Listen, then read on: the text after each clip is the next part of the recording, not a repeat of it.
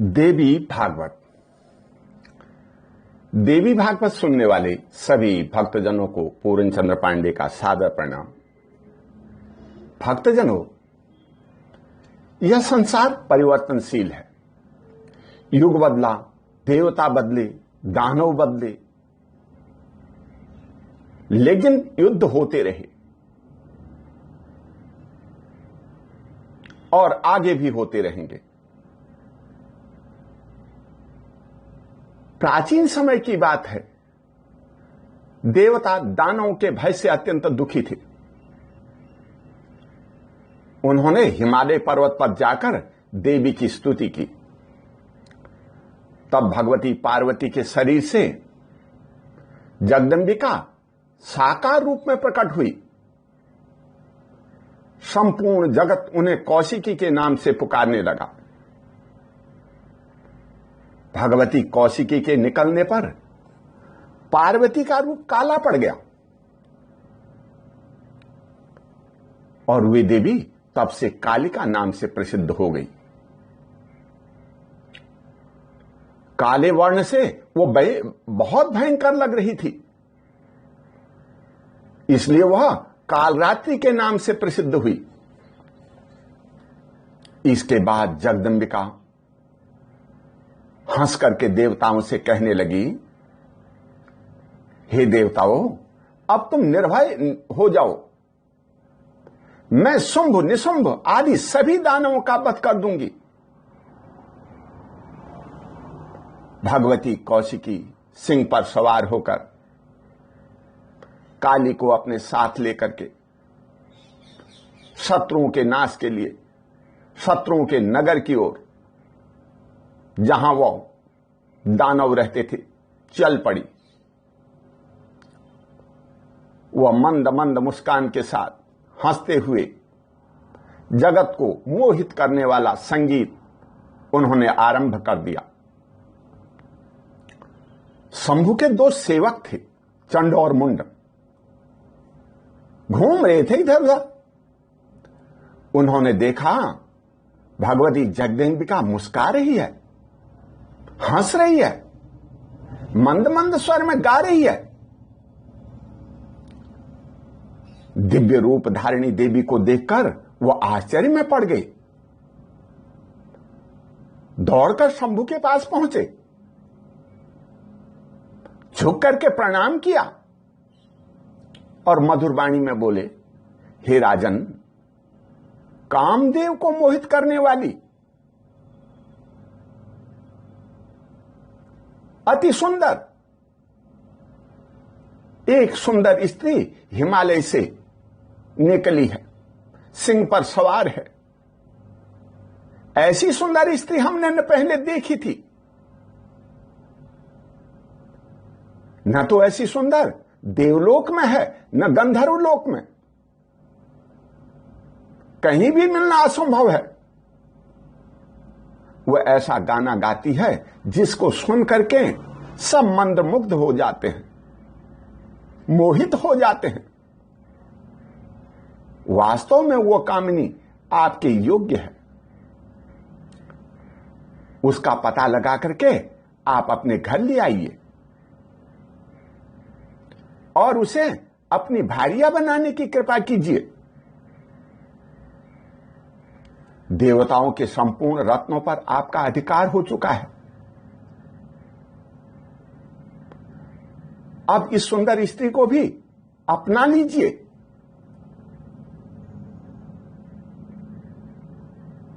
चंड और मुंड की वाणी बहुत मधुर थी।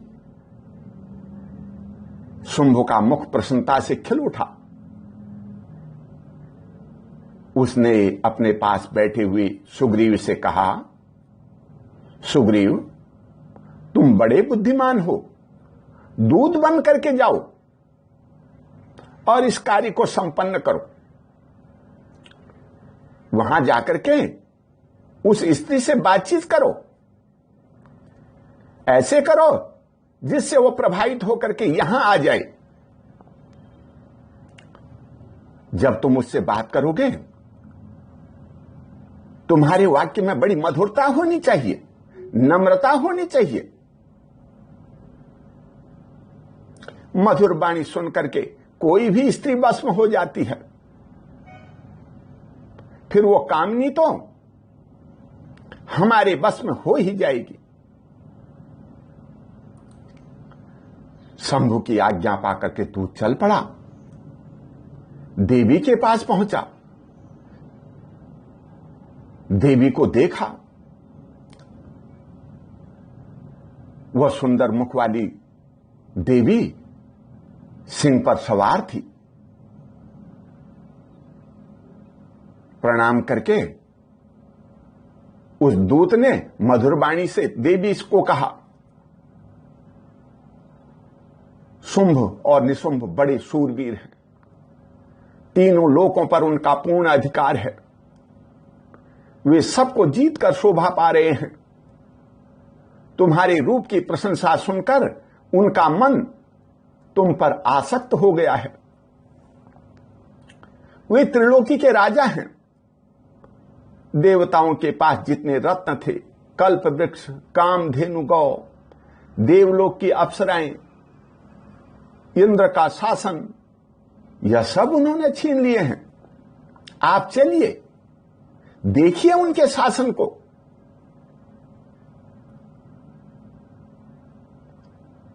मैं आपको महाराजा शंभु के सामने उपस्थित करने को प्रस्तुत हूं।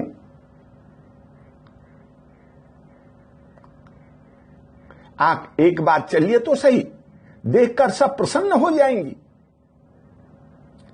दूत की बात सुनकर के भगवती जगदंबिका मुस्कुराने लगी। उन्होंने कहा, मैं निशुंभ तथा अत्यंत पराक्रमी तुम्हारे राजा शंभु को जानती हूं। सभी शत्रु उनके द्वारा मारे गए हैं। वो तो कामदेव के समान सुंदर हैं। देवता तथा मानव उनको कोई भी नहीं मार सकते। शंभु के गुणों की प्रशंसा सुनकर के उन्हें देखने के लिए, उनसे मिलने के लिए आज मैं यहां आई हूं। मैं किसी को पति बनाना चाहती हूं, लेकिन मैंने बचपन में सखियों के सामने प्रतिज्ञा की थी कि जो मुझे जीतने में समर्थ होगा, बलवान होगा, यशस्वी होगा, मैं उसी को अपना पति बनाऊंगी। जाओ, अपने महाराज को मेरी यह शर्त सुना दो, उनको बता दो कि जो मुझे युद्ध में जीतेगा मैं उसी की पत्नी बनूंगी। कहना, तुम अथवा तुम्हारा भाई कोई भी आ जाए, युद्ध में मुझे परास्त करके मेरे साथ विवाह कर ले। भगवती जगदंबिका की बात सुनकर के दूत को बड़ा आश्चर्य हुआ। उसने देवी से कहा, हे देवी, तुम यह बात क्या कर रही हो? जानती हो तुम स्त्री हो, अत्यंत कोमल भावनाएं, सुंदर नाजुक शरीर, तुम उनके सामने युद्ध की बात करना चाहती हो? जानती हो उन्होंने इंद्र सहित सभी देवताओं को परास्त कर दिया है। त्रिलोकी के अध्यक्ष महाराज शंभु अजेय हैं। अपनी शर्त छोड़ो, बचपन में की गई प्रतिज्ञा मूर्खतापूर्ण है। जवानी में इसका कोई महत्व नहीं। मेरी बात मानो, तुम शंभु अथवा निशंभु किसी की पत्नी बन जाओ, वह तुम पर मोहित हो चुके हैं।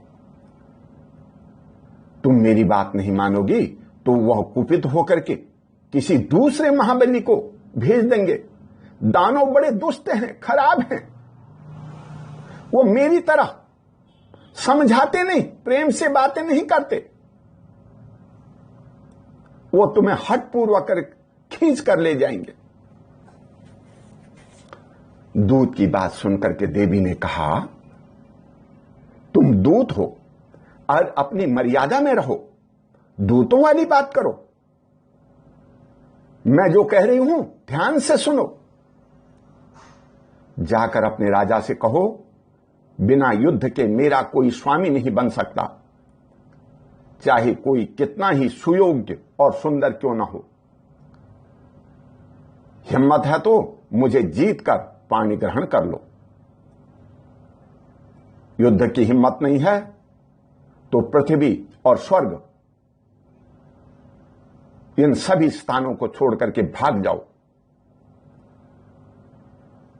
दूत ने जाकर के देवी के द्वारा कही गई सभी बातें महाराज शंभु और निशंभु के सामने रख दी।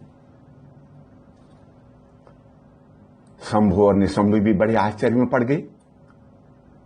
अब हम क्या करें, युद्ध करें या नहीं, हमें क्या करना चाहिए। दोनों भाई आपस में विचार विमर्श करने लगे। एकांत में बैठ गए। तब निशंभु ने कहा, भैया अभी रण क्षेत्र में न तो मुझे जाना चाहिए और न आपको ही। महाराज धूम्रलोचन बड़े बलवान हैं, उनको भेज दीजिए, वे जाएं और सुंदर नेत्र वाली उस स्त्री को अपने अधीन करके ले आएं। फिर आप उसके साथ विवाह कर लें। छोटे भाई निशंभ की बात सुनकर के शंभु ने धूम्रलोचन से कहा, धूम्रलोचन जाओ, एक विशाल सेना लेकर के जाओ, उस हठीली स्त्री को पकड़ करके यहां ले आओ। देवता मानव जो कोई अनुचर उसकी मदद के लिए वहां आए, तुम्हें रोके, उसे मृत्यु के मुंह में झोंक दो। उसके साथ एक काली रहती है, उसे मार करके इस सुंदरी को बिना चोट पहुंचाए तुरंत मेरे पास लौट आओ। शंभु दानवों का राजा था, उसका आदेश सर्वोपरि था। धूम्रलोचन तुरंत जाने को तैयार हो गया। उसकी सेना में 60,000 राक्षस थे। उस समय भगवती जगदम्बिका मनोहर उपवन में विराजमान थी। नम्रतापूर्वक धूम्रलोचन ने उसके पास जाकर के कहा, हे देवी, शुंभ तुम्हारे विरह से अत्यंत व्याकुल है, वह त्रिलोकी का शासक है, तुम उसकी पटरानी बन जाओ। ऐसा सुंदर अवसर हाथ से मत खो।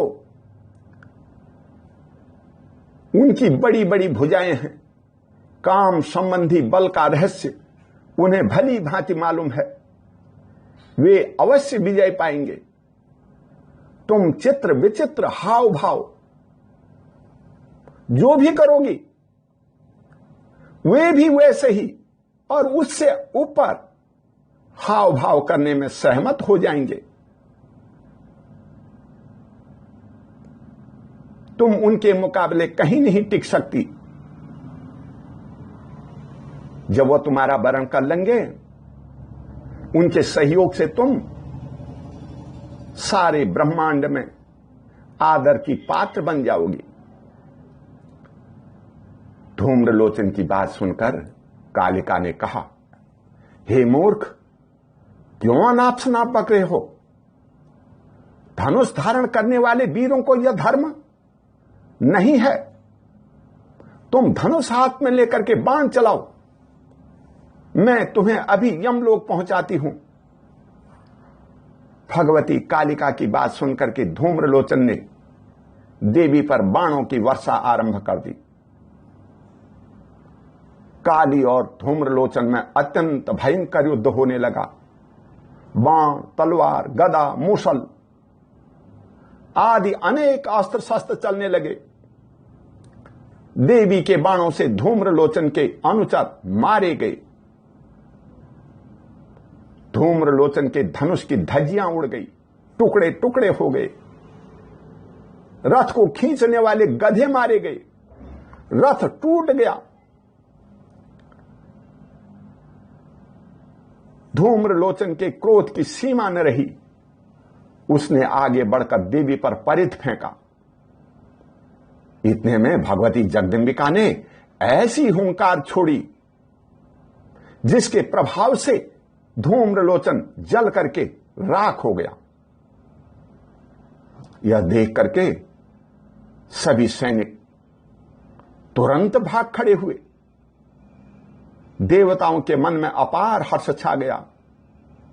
भगवती जगदंबिका ने शंखनाद करना आरंभ कर दिया।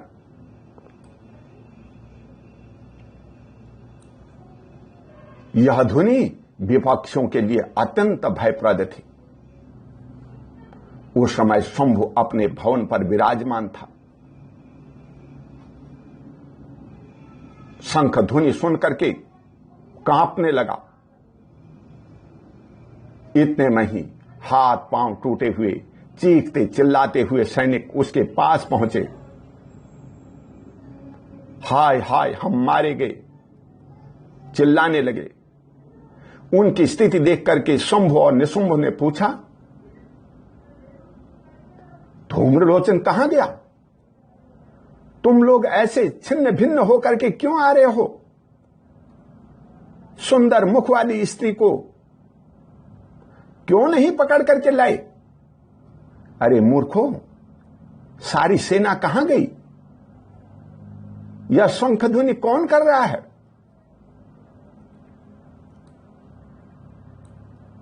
गण बोलने लगे, सारी सेना मर खप गई है। धूम्रलोचन के प्राण पखेरु उड़ गए। संग्राम भूमि में हमारी यह दशा कालिका ने की है।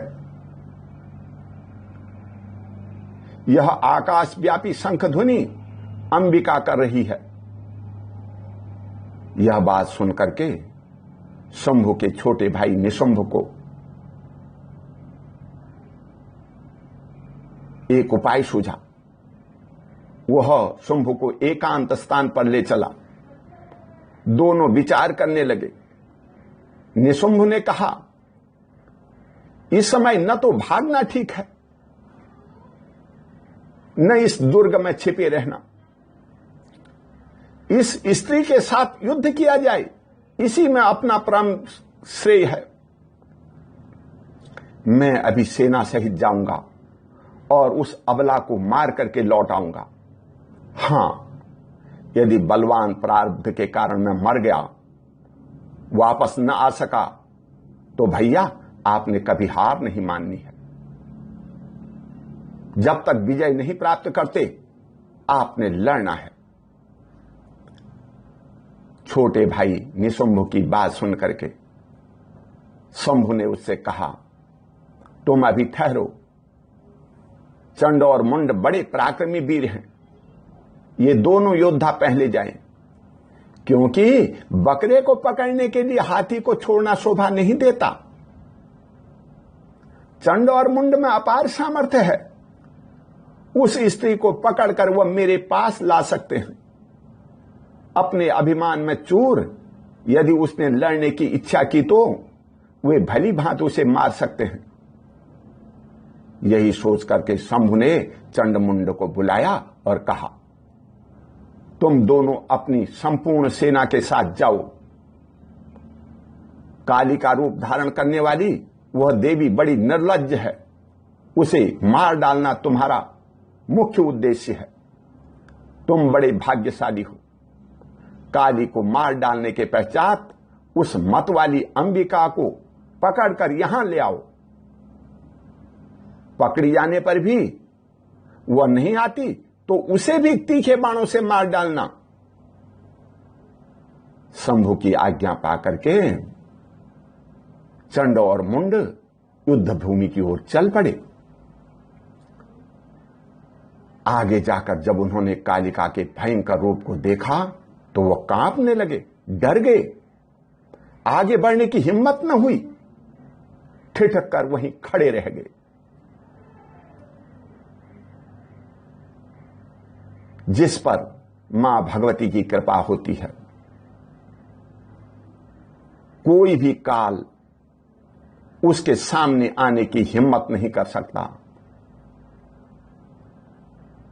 इसलिए आप सब मां भगवती की स्तुति करें और इसी में सबका कल्याण है। बोल भगवती मैया की जय।